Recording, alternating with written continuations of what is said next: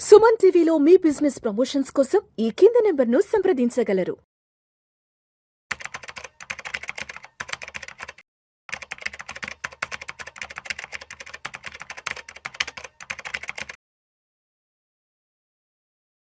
నమస్తే హర్ష. నమస్తే sir. Welcome to Vishnu talks. Thank you. So Harsha, ఒకసారి బంగారం వెండి ధరల గురించి మాట్లాడదాం. దీపావళి ముందు వరకు బంగారం వెండి ధరలు ఎంతలా అరాచకం సృష్టించాయో చూసాము. 24 క్యారెట్స్ 10 గ్రామ్స్ అయితే దీపావళికి ముందు దగ్గర దగ్గర 1,35,000 1,36,000 వరకు వెళ్ళిపోయినాయి. అండ్ సిల్వర్ విషయానికి వస్తే దీపావళి ముందు వరకు సిల్వర్ బార్స్ అయితే దగ్గర దగ్గర 2 లక్షల రూపాయలు అడ్వాన్స్లు ఇచ్చి క్యూ లైన్ లో నిలబడి మరీ కొన్నారు జనాలు. దీపావళి తెల్లవారుజాము నుంచి ఒక్కసారిగా సినిమా అంతా మారిపోయింది. దీపావళి తెల్లవారుజాము నుంచి బంగారం ఏమో ఆల్మోస్ట్ 10% డ్రాప్ అయి పడిపోయింది. అండ్ వెండి విషయానికి వస్తే 15 to 18% డ్రాప్ అయింది. అంటే దీపావళి ముందు వరకు వెండి అయితే 2 లక్షలు ఉన్నది, ఇవాళ 1,45,000 1,50,000 వరకు వచ్చేసింది. కాబట్టి ఎందుకంటారు దీపావళికి ముందు అంత పెద్ద విపరీతమైన అరాచకమైన ర్యాలీ వచ్చిందంటారు? అండ్ దీపావళి తర్వాత ఎందుకు ఒక్కసారిగా బంగారం వెండి ధరలు చల్లబడ్డాయి? Correct sir. మీరు ఇప్పుడు చూస్తే దీపావళికి ముందు 1.5-2 months వరకు గోల్డ్ సిల్వర్ అంతా మీకు ఒక 25-30% 2 months లోనే వచ్చాయి. మెయిన్ రీజన్ ఒక 1 to 2 years long time frame తీసుకుంటే ఫండమెంటల్ అన్నిటికంటే మోస్ట్ ఇంపార్టెంట్ రీజన్ మనకి అనిపించే సెంట్రల్ బ్యాంక్ బయింగ్. వాళ్ళు కొన్ని లక్షల కోట్లతో కొంటున్నారు కాబట్టి అది గోల్డ్ ని చాలా సిల్వర్ ని బాగా పెంచుతున్నాయి. లాస్ట్ ఆ 2 months గోల్డ్ కి మన దివాళీకి రాక ముందు 2 months ఎందుకు గోల్డ్ అంత పెరిగింది అనేది చూస్తే మీరు ఫస్ట్ అర్థం చేసుకోవాల్సిన రీజన్ వచ్చి అమెరికా వాళ్ళ ఇంట్రెస్ట్ రేట్లు. అసలు అమెరికా వాళ్ళ ఇంట్రెస్ట్ రేట్లకి గోల్డ్ ప్రైసెస్ కి ఏంటి సంబంధం? ఎందుకు వాళ్ళ ఇంట్రెస్ట్ రేట్స్ ప్రకారం గోల్డ్ పెరగాలి అంటే ఒక సింపుల్ కాన్సెప్ట్ అర్థం చేసుకుని బేసికల్గా ఇన్ఫ్లేషన్ అంటే ఏంటి? ఇన్ఫ్లేషన్ చాలా సింపుల్గా అర్థం చేసుకోవాలంటే ఈ రోజు నేను కొన్ని వస్తువులు కొనాలంటే దానికి ఖర్చు ఒక 100 రూపాయలు అయితే సంవత్సరం తర్వాత, ఈ రోజు నుంచి కరెక్ట్గా సంవత్సరం తర్వాత అదే వస్తువులు కొనాలంటే నాకు దాని ఖర్చు 105 రూపాయలు అయింది అనుకోండి. అంటే అప్పుడు నా ఇన్ఫ్లేషన్ ఒక 5% పెరిగింది. సో ఇది మీకు నచ్చకపోయినా ఇన్ఫ్లేషన్ అనేది ప్రపంచంలో ఇప్పటివరకు ప్రతి సంవత్సరం వస్తూ వచ్చింది, అలాగే ఫ్యూచర్లో కూడా ఎప్పటికీ ఉంటుంది. ఎందుకంటే గ్రోత్ ఉన్నంత వరకు ఇన్ఫ్లేషన్ అనేది కంపల్సరీ. సో ప్రతి సంవత్సరం మీరు కొనాలనుకునే సేమ్ వస్తువులు ధర అట్లీస్ట్ ఒక 5 to 6% పెరుగుతూ వెళ్తుంది. ఒకటేసారి పెరగకపోవచ్చు. ఇప్పుడు ఫర్ ఎగ్జాంపుల్ ఒక ఫ్లాట్ రెంట్ ఉందనుకోండి, ఒక 2 years లో 10%, 2 years సేమ్ రెంట్ కట్టినా 2 years తర్వాత 10% పెరగచ్చు. బట్ యావరేజ్ గా చూసుకుంటే 5% 5 to 6% ఎప్పటికీ ఇన్ఫ్లేషన్ ఉంటుంది. సో అది ఆ 5% నేను ట్యాకిల్ చేయాలంటే మనకుండే ఆప్షన్స్ ఏంటి? నా దగ్గర ఈ రోజు ఉన్న 100 రూపాయలు నేను తీసుకెళ్ళి ఎక్కడైనా ఇన్వెస్ట్ చేయాలి. ఇన్వెస్ట్ చేయడానికి నాకు ఏమేమి ఉంటాయి? ఒకటి వచ్చి బ్యాంక్ అకౌంట్ లో పెడితే 3% 4% ఇస్తాడు. ఇన్ఫ్లేషన్ 5% అంటే నాకు ఆల్రెడీ నాకు 1% 2% నష్టపోతున్నా. రెండవది వచ్చి ఫిక్స్డ్ డిపాజిట్స్ ఉంటాయి. ఫిక్స్డ్ డిపాజిట్స్ కూడా 5.5-6% అంటే ఆల్మోస్ట్ ఇన్ఫ్లేషన్ లెవెల్ ఉంటుంది. మూడోది వచ్చి గోల్డ్ వచ్చి ఇన్ఫ్లేషన్ కంటే స్లైట్లీ ఒక 1 to 2% ఎక్స్ట్రా ఉంటుంది. ఆల్మోస్ట్ ఇన్ఫ్లేషన్ కే ఉంటుంది. మాక్సిమం చూస్తే ఒక 1 to 2% ఎక్స్ట్రానే ఉంటుంది. దానికి మించి ఇంకొంచెం ముందుకెళ్తే రియల్ ఎస్టేట్, అన్నిటికంటే హైయెస్ట్ గా స్టాక్ మార్కెట్ లో డబ్బులు వస్తాయి. కాకపోతే స్టాక్ మార్కెట్ బాగా నాలెడ్జ్ దేంట్లో పెట్టాలి, అందరికి నార్మల్ జనాలకి ఎక్కడ ఇన్వెస్ట్ చేసుకోవాలంటే అది గోల్డ్ ఈజీ ఆప్షన్. లేదా ఎఫ్డీలో పెడతారు, లేదా రియల్ ఎస్టేట్ లో పెడతారు. ఇప్పుడు అమెరికా వాళ్ళ సెప్టెంబర్లో మన ఇంట్రెస్ట్ రేట్లు తగ్గిస్తున్నాం అని అనౌన్స్ చేశారు. అంటే అర్థం ఏంటి? అమెరికా వాళ్ళు ఫెడ్ రేట్స్ తగ్గిస్తున్నారు. ఎప్పుడైతే వాళ్ళు ఇంట్రెస్ట్ రేట్స్ తగ్గిస్తారో ఏమవుతుంది? మీ బ్యాంక్ ఫిక్స్డ్ డిపాజిట్స్ కానీ, మీ నార్మల్ సేవింగ్స్ అకౌంట్ ఇంట్రెస్ట్ రేట్లు కానీ ఇవన్నీ తగ్గిపోతాయి. అవన్నీ తగ్గిపోయి అంటే ఒక 7% దగ్గర ఉండింది అనుకోండి, అమెరికా వాళ్ళు మేము 1% తగ్గిస్తున్నాం అని అన్నారు అనుకోండి. ఇన్ఫ్లేషన్ మీకు ఆల్రెడీ 6% ఉంటే ముందు అందరూ నాకు 7% అక్కడ బ్యాంక్ లో పెడితే వస్తుంది కదా, ఇన్ఫ్లేషన్ 6% కదా, ఒక 1% ఎక్స్ట్రానే వస్తుంది కదా అని ఆ బ్యాంకుల్లో పెడతారు. కానీ ఎప్పుడైతే అమెరికా వాళ్ళు ఇంట్రెస్ట్ రేట్లు కట్ చేస్తున్నాం అని అంటే అప్పుడు ఏమవుతుంది? వాళ్ళు బ్యాంక్ లో పెట్టినా 6% వస్తుంది, ఇన్ఫ్లేషన్ 6% వస్తుంది. అలాంటప్పుడు వాళ్ళు ఇది నాకు బ్యాంక్ లో పెట్టడం వేస్ట్ అని చెప్పి ఆ డబ్బులంతా తీసుకెళ్లి గోల్డ్ లో పెడతారు. రైట్? సో ఎప్పుడైనా సరే అమెరికా ఇంట్రెస్ట్ రేట్లు తగ్గిస్తే దానివల్ల మార్కెట్లో ఎవరైతే జనాలు డబ్బులు ఇన్వెస్ట్ చేస్తారో వాళ్ళకి ఇన్వెస్ట్ చేయడానికి ఆప్షన్స్ తగ్గిపోతాయి కనుక సేఫెస్ట్ బెట్ వాళ్ళు చూసేది గోల్డ్. అందువల్ల మీరు త్రూఅవుట్ హిస్టరీ చూసుకుంటే any time US interest rates తగ్గించినప్పుడల్లా గోల్డ్ ప్రైజెస్ పెరుగుతాయి. ఎందుకంటే గోల్డ్ డిమాండ్ పెరిగిపోతుంది. ఎందుకు గోల్డ్ డిమాండ్ పెరుగుతుందంటే అది కనీసం ఇన్ఫ్లేషన్ కంటే కొంచెం ఎక్కువ రిటర్న్స్ వస్తుంది. అందుకే గోల్డ్ని మనం ఇన్ఫ్లేషన్ హెడ్జ్గా కూడా అంటాం, ఇన్ఫ్లేషన్ హెడ్జ్ యాసెట్ అని. సో ఎప్పుడైనా సరే ఇన్ఫ్లేషన్ని ట్యాకిల్ చేయాలంటే మిగతా ఆప్షన్స్ ఏది లేనప్పుడు gold is your final destination. సెప్టెంబర్లో మనకి ఫస్ట్ టైం అమెరికా ఇప్పటి నుంచి నేను ఇంట్రెస్ట్ రేట్లు కట్ చేస్తాను అని అనౌన్స్ చేశారు. అది అనౌన్స్ చేయడం వల్ల గోల్డ్ ప్రైస్లు పెరగడం మొదలుపెట్టాయి. అందుకే మీరు ఆ 1 to 2 months చూసారంటే 25-30% rally. At the same time మన ఇండియాలో గోల్డ్కి ఒక ఎమోషనల్ వాల్యూ. ఆ దివాళీ రావడం, దసరా దివాళీ సీజన్ అవడం వల్ల గోల్డ్కి కూడా సేల్స్ బాగా పెరగడం, చాలా మంది గోల్డ్ కొనాలని అనుకోవడం, వాటి వల్ల ఆ డిమాండ్ వల్ల కూడా గోల్డ్ ప్రైసెస్ బాగా పెరిగాయి. ఒక్కసారిగా దివాళీ అయిపోయిన వెంటనే ఫస్ట్ ఆఫ్ ఆల్ ఆ డిమాండ్ మొత్తం ఎవాపరేట్ అయ్యింది, ఓవర్ నైట్ మాయమైంది, అందరు చల్లబడిపోయారు, గోల్డ్ కూడా చల్లబడిపోయింది. ఎగ్జాక్ట్లీ. దానివల్ల ఫస్ట్ గోల్డ్ కి పెద్ద హిట్ స్టార్ట్ అవుతుంది. నెక్స్ట్ డేనే మీరు చూస్తే మంచి కరెక్షన్ వచ్చేస్తుంది, 5%-6% తగ్గిపోతుంది. అట్ ద సేమ్ టైం నిన్న మొన్న యుఎస్ ఫెడ్ వాళ్ళు ఇప్పుడైతే ఇంట్రెస్ట్ రేట్లు తగ్గిస్తున్నాం, ఒక 25 basis points 4% 3.75% తీసుకొస్తున్నాం, కానీ డిసెంబర్లో ఖచ్చితంగా తగ్గిస్తాం అనేది మాత్రం మేము చెప్పట్లేదు అని అన్నారు. అది గోల్డ్ ప్రైజెస్ కి నెగటివ్ న్యూస్. ఎందుకంటే వీళ్ళు ఇంట్రెస్ట్ రేట్లు ఎప్పుడైతే తగ్గిస్తారో అప్పుడే వీళ్ళు తగ్గిన ఇంట్రెస్ట్ రేట్లు ఇన్ఫ్లేషన్ కవర్ చేయదు కాబట్టి జనాలు గోల్డ్ లో కొనాలని చూస్తారు. కానీ మేము ఇంట్రెస్ట్ రేట్లు తగ్గించము అని చెప్పేసరికి అప్పుడు వీళ్ళకి మామూలు పీపుల్ కి గోల్డ్ మీద ఇంట్రెస్ట్ కూడా తగ్గిపోతుంది. కనుక గోల్డ్ రేసెస్ దాని ప్రకారం కూడా కొంత కూల్ ఆఫ్ కనిపిస్తుంది.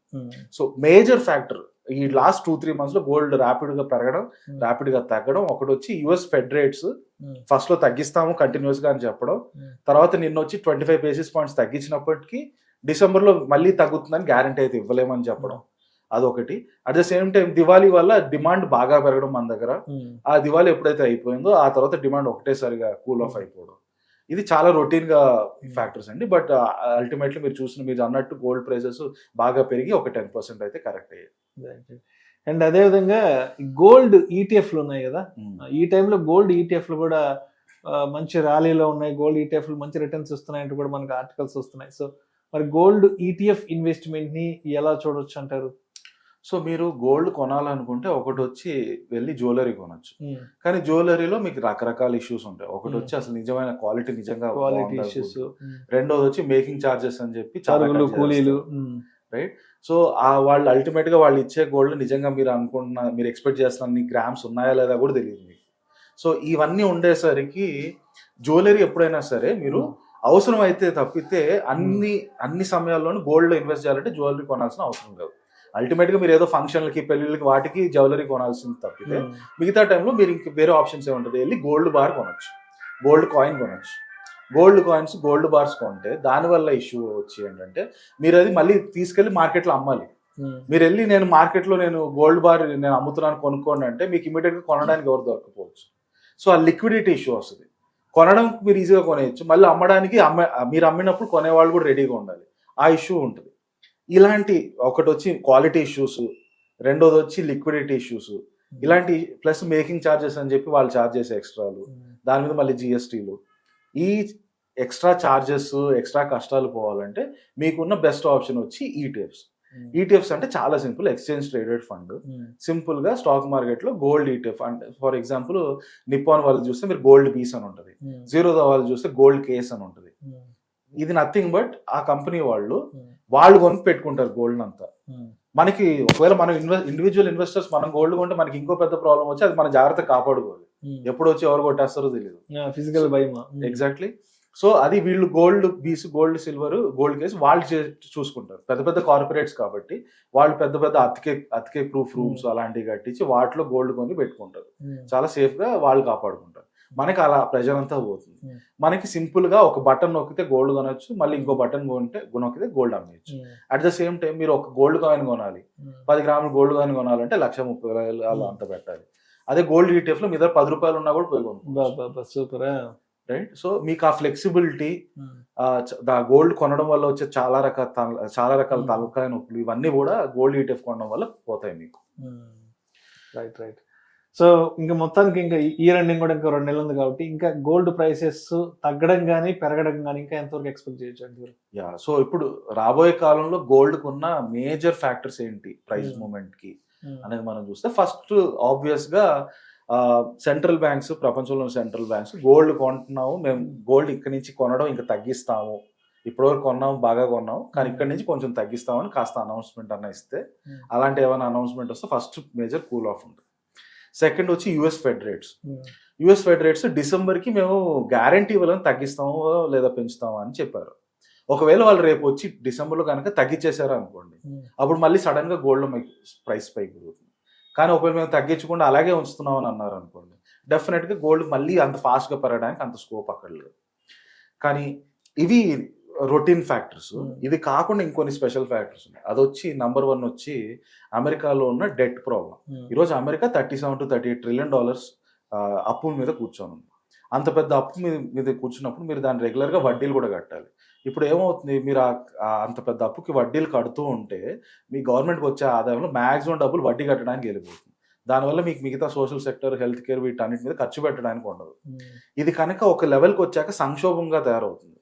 ఫర్ ఎగ్జాంపుల్ మన ఇండియాలో ఉన్నాం, మనం పిఎం కిసాన్ అని స్కీమ్ ఇస్తున్నాం. ఫార్మర్స్ అందరికీ ప్రతి 3 నెలలకి, 2 నెలలకి, 6 నెలలకి ఒకసారి డబ్బులు పంచుతున్నాం. సడన్ గా ఆపేస్తున్నాం ఎందుకంటే మాకు అప్పులు కట్టుకోవాలి, మీకు పంచడానికి డబ్బులు లేదన్నారు అనుకోండి, ఫార్మర్స్ అంతా సంక్షోభంలోకి వచ్చేస్తారు. ఫార్మింగ్ సిస్టమ్ మొత్తం ప్రాబ్లంలోకి వచ్చేస్తుంది. అలా అమెరికాలో కూడా వాళ్ళ ఎకానమీ ఒక ప్రాబ్లంలోకి వచ్చేస్తుంది. ఎప్పుడైతే వాళ్ళ వడ్డీలు పెరుగుతూ వెళ్తారో, అప్పు పెరిగితే దానికి ఈక్వలెంట్ గా వడ్డీ కూడా పెరుగుతుంది. వడ్డీలు ఇలా పెరుగుతూ వెళ్ళాయంటే వాళ్ళకి మిగతా వాటి మీద ఖర్చు పెట్టడానికి డబ్బులు తగ్గిపోతాయి. అలా ఖర్చు పెట్టడానికి డబ్బులు తగ్గిపోయినప్పుడు మొత్తం ఎకానమీ, సొసైటీ సంక్షోభంలోకి వచ్చేస్తుంది. అలాంటి టైంలో ఇంక మీకు మిగిలిన లాస్ట్ ఆప్షన్ ఏంటి, ఫెడ్ దగ్గరికి వెళ్ళి, అంటే మన రిజర్వ్ బ్యాంక్ లాంటి దగ్గరికి వెళ్ళి డబ్బులు ప్రింట్ చేయడం. ఎప్పుడైతే మీరు డబ్బులు ప్రింట్ చేస్తారో, ఆ ప్రింట్ చేయడం అనేది దానికి న్యాచురల్ ఎఫెక్ట్ ఇన్ఫ్లేషన్ పెరుగుతుంది. ఎందుకంటే సిస్టంలో డబ్బులు ఎక్కువ పెరిగిపోయేసరికి ఉండే గూడ్స్ లిమిటెడ్, అందరూ దానికి కావాలంటారు కాబట్టి వాటి రేట్లు పెరుగుతాయి. రేట్లు పెరిగితే ఇన్ఫ్లేషన్ పెరుగుతుంది. సో యుఎస్ కనుక డెట్ ప్రాబ్లం ఏమైనా వస్తే, దానివల్ల వాళ్ళు మనీ ప్రింట్ చేస్తే దానివల్ల ఇన్ఫ్లేషన్ వస్తుంది. ఇన్ఫ్లేషన్ కనుక వచ్చిందంటే అందరూ మళ్ళీ అన్ని వదిలేసి గోల్డ్ మీదకి వచ్చేస్తారు. ఎందుకంటే gold safest for inflation tackling. ఎప్పుడైనా ఇన్ఫ్లేషన్ పెరిగితే మీరు చూస్తే అందరూ గోల్డ్ కొనుక్కోవడం బెటర్ అనుకుంటారు. కనీసం అది ఈరోజు 100 రూపీస్ని సంవత్సరం తర్వాత 105 అయితే ఇన్ఫ్లేషన్ వల్ల, అది గోల్డ్ అప్పుడు మీరు అమ్మితే కనీసం 105 వస్తుంది. అక్కడి నుంచి ఇన్ఫ్లేషన్ ఇంకో 10% పెరిగి 115 అయింది అనుకోండి, గోల్డ్ అమ్మితే కనీసం 115 దగ్గరకు వస్తుంది అన్న హోప్తో. అండ్ జనరల్లీ ఆల్సో గోల్డ్ ఎప్పుడు కూడా ఇన్ఫ్లేషన్ మినిమం బీట్ చేస్తుంది అన్న హోప్తో అందరు గోల్డ్ మీదకి వస్తారు. సో ఆ రకంగా ఒకవేళ యుఎస్లో ఏమైనా సంక్షోభం వస్తే అప్పుడు డెఫినెట్గా గోల్డ్ ప్రైస్ పెరగడానికి. బట్ అదర్వైజ్ మీరు ఇందాక మాట్లాడుకున్నట్టు, ఒకటి వచ్చి సెంట్రల్ బ్యాంక్స్ కూల్ ఆఫ్ చేయాలి, లేదా యుఎస్ ఫెడ్ రేట్లు కట్ చేస్తామని అనౌన్స్ చేయాలి మళ్ళీ గోల్డ్ పెరగడానికి, లేదా యుఎస్లో ఏమైనా సంక్షోభం. ఒకటి వచ్చి మన అమెరికన్ డెట్ వల్ల, రెండోది వచ్చి at the same time AI bubble వల్ల మళ్ళీ స్టాక్ మార్కెట్ ఏమైనా క్రాష్ అయితే అప్పుడు అక్కడి నుంచి డబ్బులు మళ్ళీ గోల్డ్లోకి వస్తే అప్పుడు మళ్ళీ గోల్డ్ పెరగడానికి స్కోప్ ఉంటుంది. సో అది కూడా ఒక స్కోప్ ఉంటుంది. అట్ ద సేమ్ టైం ఈ టారిఫ్లు, ట్రేడ్ డీల్ ఒక కొలిక్కి వచ్చేస్తే అప్పుడు కొంచెం కూల్ ఆఫ్ అవుతుంది. అలా అది most likely 1 to 2 months India US trade deal, at the same time China US trade deal వచ్చే స్కోప్ కనిపిస్తుంది కనుక వాటి వల్ల పెద్ద ఇంపాక్ట్ ఉండకపోవచ్చు. Thank you so much Harsha. Thank you sir.